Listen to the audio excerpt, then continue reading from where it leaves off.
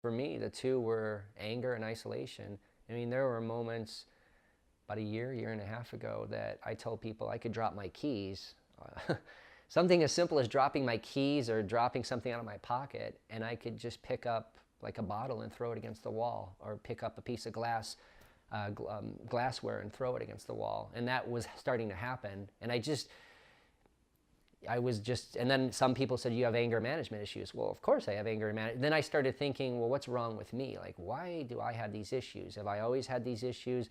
No, it became so severe at some points that just the littlest things would set me off. And that was so atypical of who I was. But the other one was isolation. I would try so much to try and get around people, but something kept pulling me back, where I would just want to sit inside my room or inside my apartment. And I didn't want to be around people a lot.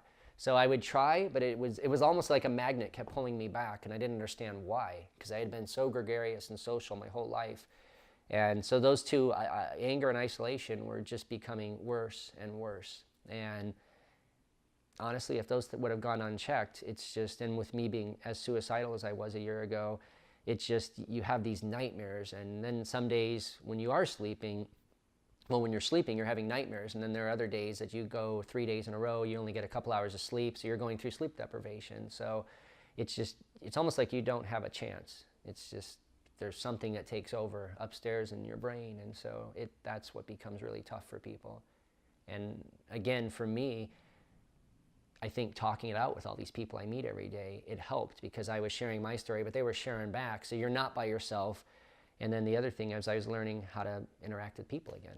And that was powerful. And that it took about 9 months to a year where I felt like I was so much better. Because there were even issues about the 9-month period that I was still, I think it was like having training wheels on a bike. It's like, I don't know, can I take these off yet?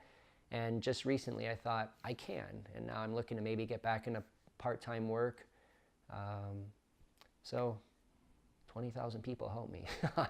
I don't think everybody has to do what I did, but it worked for me. You find what works for you, but there is so much to be said about human interaction. And I think, if it's somebody meeting one person a day, or, just finding a relative or a friend, and you're like, I'm going to connect with this person every single day, that human interaction is powerful.